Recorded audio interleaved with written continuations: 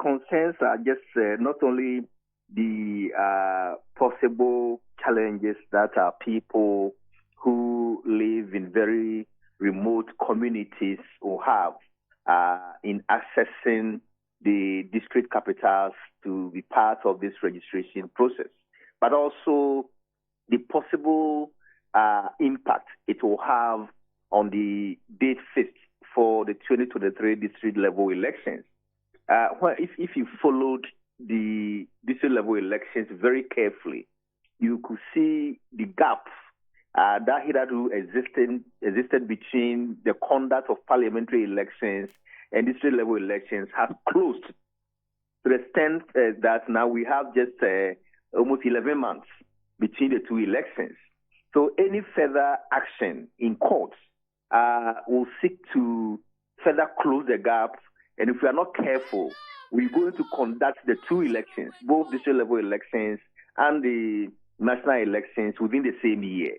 And you can imagine the pressure it will be on EC, on everybody in the country. So that's my second worry.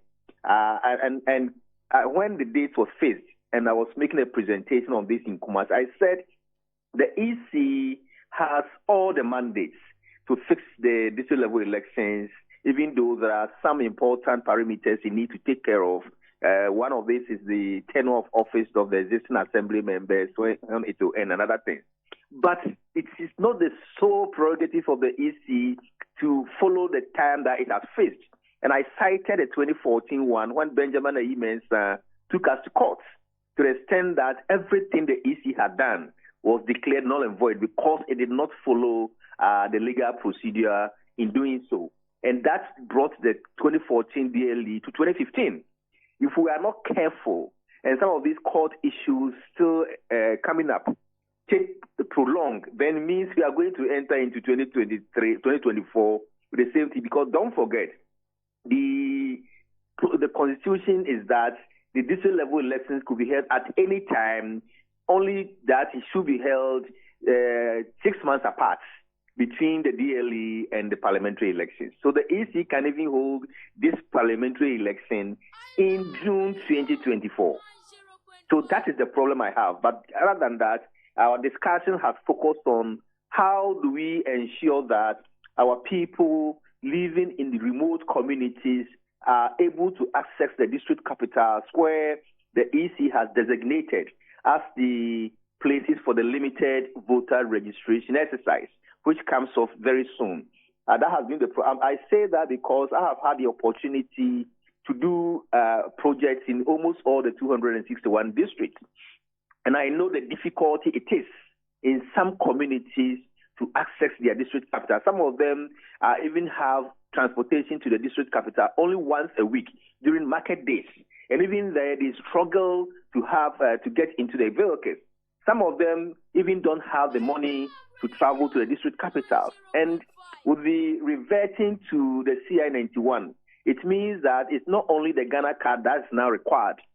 People who want to register and don't have any of the required documents can also be supported, guaranteed, by two adult registrants who have registered before to vouch for their registration. It means the person coming from the rural area is not coming alone. He should come with two additional people to come and vouch for his registration. All these are some of the challenges that I foresee. But my brother, just ask yourself, what has been the interest in district level election itself? This registration, the first assignment that requires this registration is to vote in the district level elections. Over the years, the turnout for district level elections have been below 50%. It means the apathy level is already there. And if you are asking people to go and pay, have expenses incurred to get themselves registered, to go and vote in already an exercise that people don't have interest, you can imagine how people will be motivated to do that. Secondly, hitherto the voter ID card was used for several functions. It was a requirement to access the bank, a requirement to access loan. Most of the exercises that required identity or identification, the voter ID card was being used for that. So people were struggling and scrambling to have register so that they can have access to a voter ID card, not only for the voting, but also to have them access other services that require that document. Now, the Ghana card has replaced most of these services that required the use of the voter ID card. So the interest for which people were struggling to register to have the card is not like previously. So if you are putting in place impediments such as distance, cost on people to come and register for a card, that is no more useful as it used to be. Itself is a demotivating factor to have more. So there are multiple factors that I believe the EC will have to consider in designating places for people to register. And I'm also guessing that at this point, because today is Friday, yesterday was Thursday when the case was filed. At that point, the political parties had already expressed serious reservations about what was going on. Yourself as CDD had raised issues. There are other civil society organizations that had raised issues. The EC was non-responsive. So even though you have issues with the effects of the court case, it looks like it was the only way of at least getting the EC to change its course.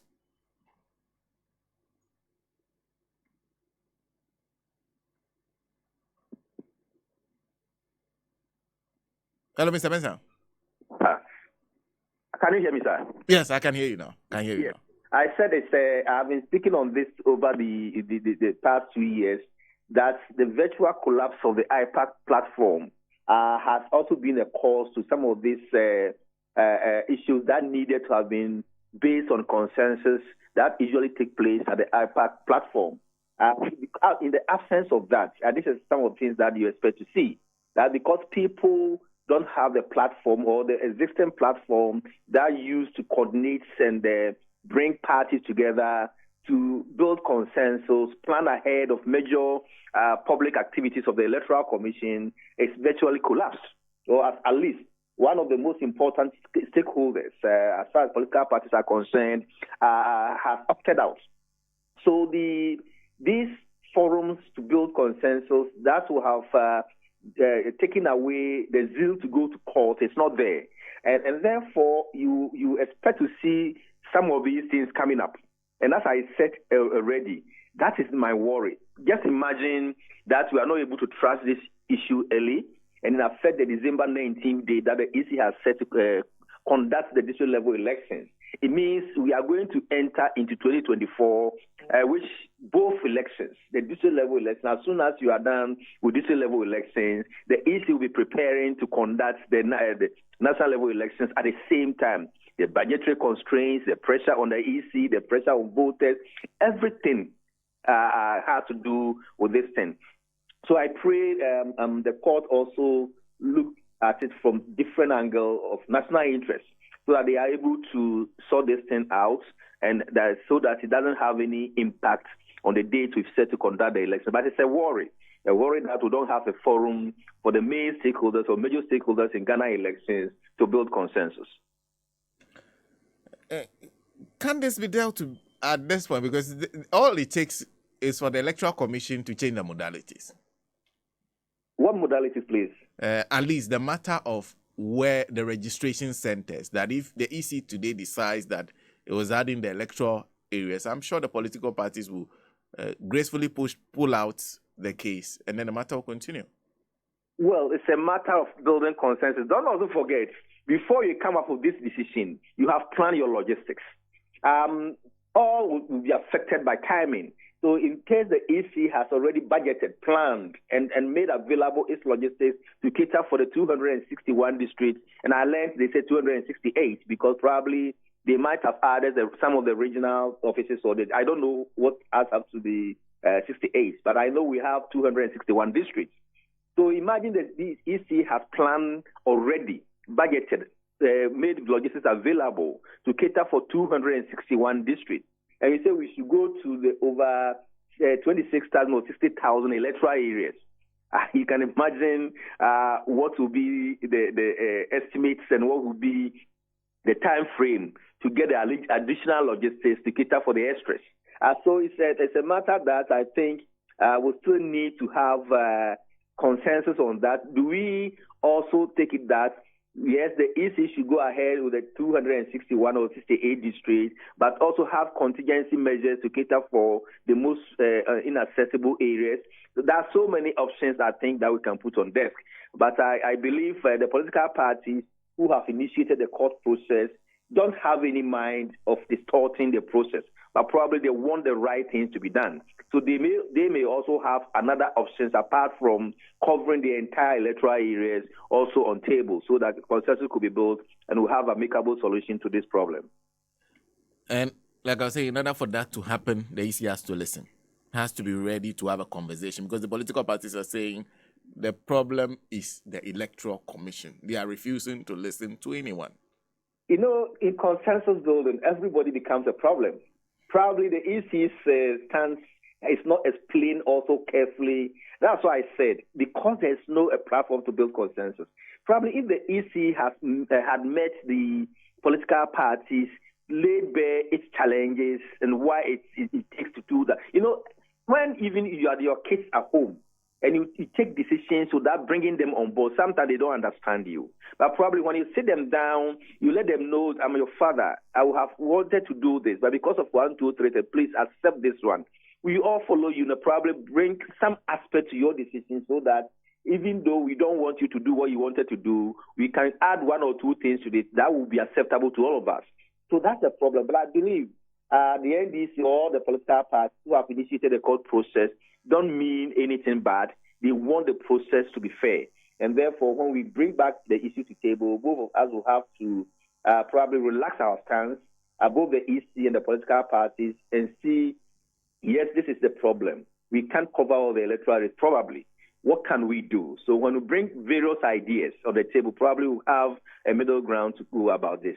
My problem is that we don't litigate on this for so long that it impacts on the 19th December date we've set for the district level elections. Other than that, we're going to have the 2 elections in the same year, and the pressure will be unbearable.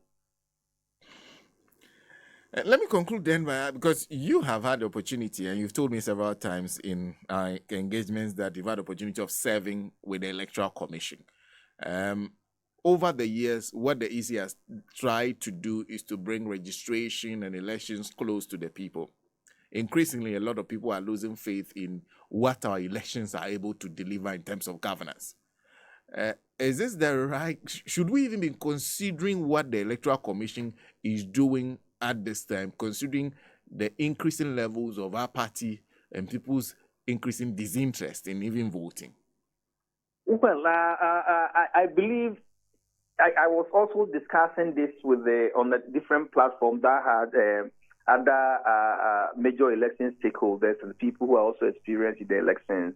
And the one of the things they said that probably we may need the EC may have considered was, if this decision had come earlier, just like even though not a continuous registration exercise, but modeled in such a way that we don't have very limited time for people to register at the district office. Probably we have like 1 month, 2 months for people to do that.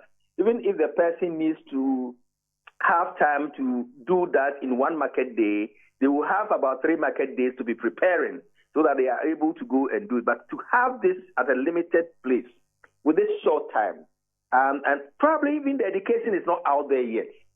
So that there were so many issues that we could have considered. But frankly speaking, any decision that you take along the electoral process, you must also consider the constitutional clause that says that we need to facilitate a process so that every Ghanaian, that's the key word, every Ghanaian who qualifies to take part of the activity or the process is afforded the opportunity to do that at limited or no cost to the person. So whenever we are doing all these things, the key words that we need to take care of that, yes, we need to provide a platform for the people and not put them in a situation that they will have to incur so much cost to be part of the process and also much challenges in their way. So it puts impediments in their way not to be able to access the process. So these are key words that always, as election monitors, as election stakeholders, we need to consider anytime we are going to do that. But for this decision and the timing of it, I don't think it qualifies in any of these 2 keywords. Ms. Aborampah Mensah, thank you very much for speaking to us. You're welcome, my brother. Yeah. Paul Aborampah Mensah, Senior Programs Officer at CDD, speaking to us. Lawyer, imagine, this is Emmanuel Enim. Because of MPP criminals today, you can't buy Polytank. It's very expensive. Lawyer, his concern is Polytank. Polytank, no. He said he wants to buy Polytank. Okay, baby or tino. People have serious water issues. You know, there are a lot of new settlements, places that there's no planning in terms of access to this water, electricity before people start building there. So people build there before we start thinking about how do we get this basic facilities to them. So